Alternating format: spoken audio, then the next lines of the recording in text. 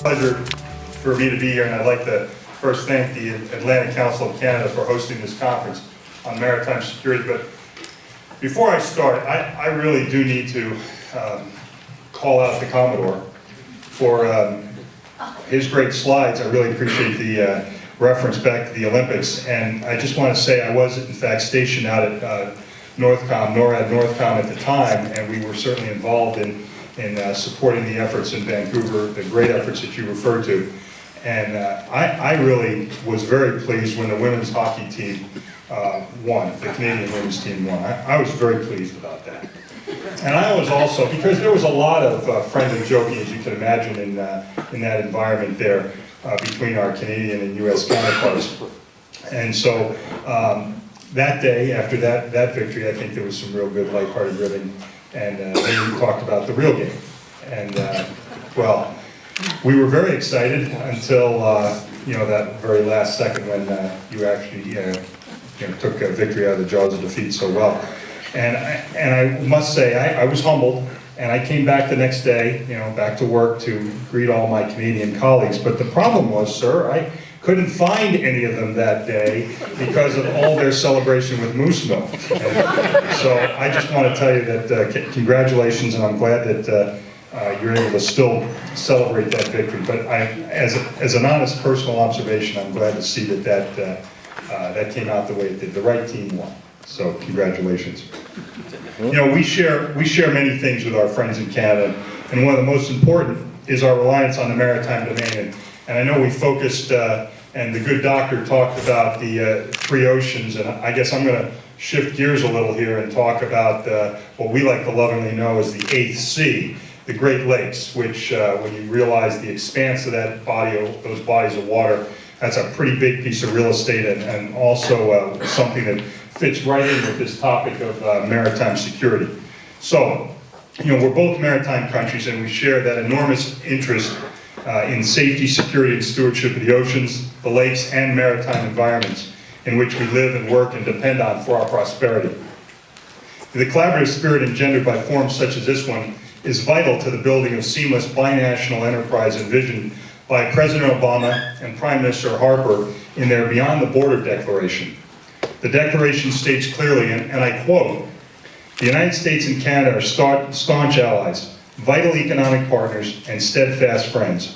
We share responsibility for the safety, security, and resilience of the United States and Canada in an increasingly integrated and globalized world," end quote.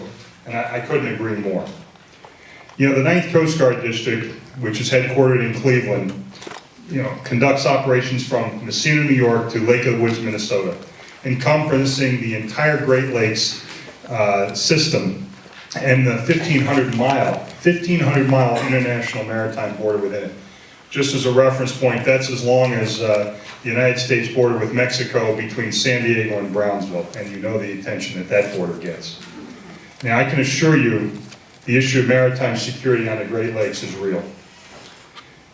The Great Lakes are an interconnected and interdependent maritime system, and they are shared internal waters of two sovereign nations, making them one of the most unique bodies of water in the world. There's little that happens on the waters of the Great Lakes that isn't of national interest and importance. And as we often say in the Coast Guard, nearly every aspect of our operations on the Great Lakes is truly watermarked by Canada. There's little doubt about the shared nature of the Great Lakes or our border with Canada. Our governments have made clear the strategic intent, and our success will depend on how we translate that shared responsibility and the principles articulated in the Beyond the Border Declaration into effective action. That's where I'll focus my remarks. The seamless enterprise envisioned by our governments and required for our collective security will require systems and governance structures that assure the following: shared awareness, seamless operations, and synchronized priorities. First, we must have shared awareness. Without a common understanding of the threats, information, and intelligence gaps, it will be very difficult to operate seamlessly with each other to execute the right priorities. We've made substantial progress in recent years on a variety of fronts. The Joint Initial Verification Team, JIVIT, established between the United States Coast Guard and Transport Canada in Montreal, has been a tremendous success. The JIVIT enables joint U.S. Coast Guard and Transport Canada inspection teams to visit selected foreign flag vessels at the entrance of the St. Lawrence Seaway and the Great Lakes system. Together, they ensure regulatory compliance with the international security regimes and identify potential threats or shortfalls before they enter the system. At its core, the JIVIT initiative recognizes the Great Lakes for the system it is. Once a commercial vessel enters the Great Lakes, it has equal opportunity access to both countries. Regardless of the vessel's intended port of call, it could cross the border up to 17 times while transiting from the St. Lawrence Seaway to Duluth, Minnesota. We're working hard to find ways to build on the success of the JIVIT program to not only enhance security, but also our collective efficiency throughout that system. While the JIVIT has improved the shared vetting and regulatory compliance verification of vessels, I think we can do a better job sharing crew manifest and screening information. Once the vessel enters the Great Lakes, it is indeed in the internal waters of both our countries. And when crew members change out within the Great Lakes, there are a few formal processes to ensure such crew changes are transparent and shared with both countries. We can do better. Canada's Maritime Security Operations Center, MSOC initiative, holds great promise and help in this regard. In addition to the MSOCs on the Atlantic and Pacific coasts, there is another third one. The Great Lakes MSOC is located in Niagara, Ontario. The difference is that is coordinated by RCMP instead of D&D. We have a U.S. Coast Guard liaison currently assigned to the Great Lakes MSOC, and I certainly hope to mature this relationship further in the months and years ahead, such that the MSOC can truly become a binational clearinghouse for generating and disseminating vital maritime domain awareness information. And I would be remiss if I didn't thank my good friend, Admiral Gardner, for his hospitality at the MSOC for our people to be able to work in such a seamless way. We must leverage initiatives such as the JIVIT and MSOC in order to build cross-border common operating and intelligence pictures. History tells us it is possible, and our shared future tells us it is required. Since 1957, our countries have enjoyed a unique partnership in continental air defense at the North American Aerospace Defense Command, known as NORAD. While the maritime and land-border domains are quite different in their accessibility and relative volume, the lesson from NORAD is that we are capable of building effective binational organizations and shared systems equipped to detect, identify, and respond to threats. If we can share such solutions with extremely sensitive aerospace defense capabilities and response protocols, we can surely find a way to ensure we know where each other's small boats and aircraft are operating along our shared border, or more efficiently share vessel, cargo, and passenger screening information. We look forward to the day where we can walk into one of our command centers and see a common operating picture of all U.S. and Canadian maritime assets operating on the Great Lakes, or walk into a command center and actually see U.S. and Canadian watchstanders standing watch together like they were up in the Olympics in Vancouver. We look forward to the day when our cutters, aircraft, and small boats can talk to each other on protected networks without having to hotwire different radio systems together temporarily. We know that day won't be the day, but I'm more confident than ever with the impetus of the Beyond the Border Declaration, that day isn't too far off. Secondly, with that shared awareness, we must ensure authorities and capabilities allow us to conduct seamless operations. The tyranny of time and distance, particularly in the maritime domain of the Great Lakes, demands agile and coordinated responses. The 1999 trilateral search and rescue agreement between the United States, the United Kingdom, and Canada is a terrific example of what's possible with partnership and trust. In the Great Lakes, it's an agreement we exercise almost daily during the boating season. And with the some might say unreasonably, but unseasonably warm weather this year, our shared search and rescue mission is unfortunately off to a fast start already. This past March, the U.S. flag tug Patrice McAllister suffered a catastrophic fire while steaming in the Canadian waters of eastern Lake Ontario, not far from here. The Canadian U.S. Coast Guard responded immediately. Ultimately, the professionals of the Canadian Coast Guard rescued all 6 crew members on board. Tragically, one of the crew members died after being brought ashore as a result of his injuries suffered during the initial fire. And we mourn the loss of that life. But from the darkness of that tragedy, we see the light of just how important a seamless binational response is to saving lives. Canadian assets were closer and responded immediately. But had the case occurred elsewhere in Canadian waters where US assets were closer, the border would not have slowed our response down 1 second. The 1999 trilateral agreement makes clear that when necessary to render emergency assistance to persons, vessels, or aircraft in distress, a response asset from one country may enter the territory of another country and make notifications as soon as practicable. We can act first to save lives. We can't afford to have silos of excellence between maritime safety, security, and stewardship missions. The maritime domain is unpredictable and multifaceted. Rarely does an incident fit neatly within a single lane of responsibility. Maritime risks care little about bureaucratic stovepipes or limitations. As soon as the rescue actions were complete in the Patrice McAllister case, US and Canadian officials immediately turned their attention to potential marine environmental threats.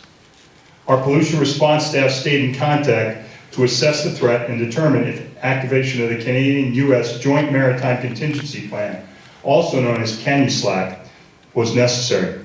Thankfully, the fuel storage on board remained intact and no pollution occurred. But thanks to the robust binational exercise and review program, I'm confident that our shared pollution response would have been as seamless as the initial rescue. Unfortunately, the same is not necessarily true for cross-border criminal threats, at least at the moment. Clearly, search and rescue missions are different than law enforcement. Law enforcement missions carry with them additional sensitivities, such as weapons carriage and differing statutory enforcement schemes. We certainly must respect these sensitivities and the individual sovereignty of our nations. But we can't let these sensitivities prevent us from finding shared solutions. These are not easy issues, but the partnership and trust we've established with our Canadian friends in other mission areas show us what is possible. Earlier this month, crews from the Coast Guard and Royal Canadian Mounted Police completed the final 3 training classes at the Coast Guard's Maritime Law Enforcement Academy in Charleston, South Carolina. There, they trained together to eventually conduct integrated maritime law enforcement operations pursuant to the framework signed in May of 2009, most commonly known as ShipRider. It will be a significant advance in cross-border mission execution. It will exponentially improve the ability of the RCMP and the United States Coast Guard and other participating agencies to conduct maritime law enforcement and security operations. It will be a significant step forward in translating our shared responsibility to on-the-water operational authorities and capabilities. And most importantly, it will make it harder for criminal elements and other threats to exploit the geography and proximity of our shared maritime border with Canada. As the designated central authorities for the ShipRider Agreement, the United States Coast Guard and the Royal Canadian Mounted Police have been working hand in hand to develop standard operating procedures, training plans, and concepts of operations. These have all been informed by the significant success of numerous pilot operations, including, as mentioned earlier, the Vancouver Olympics and the G20 Summit right here in Toronto. They're also constructed to assure respect of our separate legal frameworks that protect privacy and civil liberties. We're optimistic that Canada will ratify the agreement in 2012, and from my personal perspective, it can't come soon enough. Every season we're forced to operate suboptimally without the shared authority, capability, and success that ShipRider has proven to provide is a season of lost opportunity and a season where operations aren't nearly as seamless as we have seen they can be. Lastly, building a seamless binational enterprise will always rely on processes and governance structures that are able to execute synchronized priorities. I stress the word execute here because I think the priorities are pretty clear thanks to the Beyond the Border Declaration. It commits us all to shared perimeter approach to security, working together within, at, and away from the borders of our 2 countries to enhance security and accelerate the flow of legitimate people, goods, and services. It makes clear that the safety, security, and resilience of both the United States and Canada relies on our ability to work together across multiple public and private stakeholders, to share information, to address threats early, to facilitate trade and economic growth, to protect critical infrastructure, to conduct integrated cross-border law enforcement, and to do so while valuing and respecting the sovereign rights of each country and its citizens. The strategic intent of our governments is clear. It's clearly not so much about the what as much as it is about the how. There's no shortage of federal, state, and local academic endeavors with interest in the US-Canada border issues. From economic to environmental, from safety to security, there are commissions, councils, forums, institutes, and other bodies that focus on nearly every aspect of our shared border. We have the Integrated Border Enforcement Teams, IBETs, Border Enforcement Security Teams, BESTs, Area Maritime Security Committees, AMSCs, Area Contingencies Committees, ACCs, and the list goes on and on. And we share many things with our Canadian friends, including a love of border-related acronyms, it seems. But from all these shared interests, it can be difficult to find harmony. Safety, security, and resilience along our shared border are not mutually exclusive goals. They are as inextricably linked as our two countries are. But individual sovereignty and bureaucratic disparities can often dissuade harmonized solutions. Silos of excellence abound, but not sharing solutions across those silos can often confound. As I mentioned earlier, maritime threats and risks are rarely convenient enough to fit neatly within the individual lane of an agency or a geographic responsibility. And in the Great Lakes system, what happens in one part of this system invariably has direct and indirect impacts on other parts of that system. In June 2010, with the strong partnership of regional colleagues, we began a Department of Homeland Security Regional Partners Initiative in the Great Lakes. It brought together the leaders of the United States Coast Guard, Customs and Border Protection, and Homeland Security Investigations to develop standard operating procedures for coordinated air and maritime operations on the Great Lakes. That effort is now matured into the Great Lakes Coordinating Council, or GLCC, yes, another acronym. But we began this effort recognizing the systemic nature of the Great Lakes. And if we were to build a unified effort across the system with Canada, as well as US federal, state, and local partners, we needed to have a means to ensure our own DHS, Department of Homeland Security, house was in order.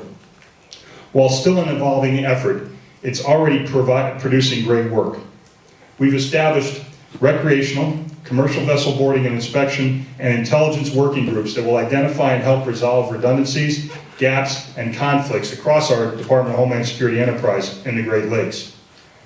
I envision the Council's efforts, including Canadian partners, as well as we can work together on binational initiatives that are supportive of Beyond a Border Declaration and its associated action plan. We know what we need to do. We know it's the right thing to do. We now need to work hard to bring harmony and synchronization to those priorities and ensure a common sense governance structure that enables us to get the work done together.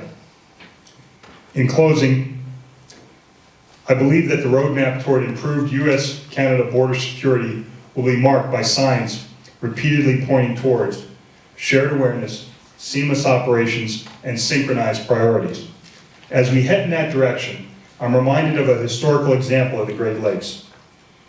In August 1940, in the face of growing and common threats, President Roosevelt and Canadian Prime Minister King met at Ogdensburg, New York, on the shores of the St. Lawrence Seaway. At that meeting, the two leaders agreed, in what became known as the Ogdensburg Declaration, to establish a permanent joint board of defense. This agreement laid the foundation for what would become an unprecedented period of defense cooperation, including NORAD and many other initiatives, which continues today. At its core, the Ogdensburg Declaration was a recognition that neither country could adequately provide for the defense of North America alone. It required a systematic view with a view of shared responsibilities and seamless capabilities. I'm extremely optimistic about the Beyond the Border Declaration. Even if it was issued outside the Great Lakes, it can and will have similar and lasting effects. Of course, it will be up to many of us in this room to make that a reality, to build a truly seamless binational enterprise of safety, security, and stewardship. If one thing is clear, and as President Roosevelt and Prime Minister King recognized more than 70 years ago, we cannot do it alone. Thank you for your attention, and thanks again to the Atlantic Council of Canada for your invitation to join me today. Semper Paratus, and Godspeed.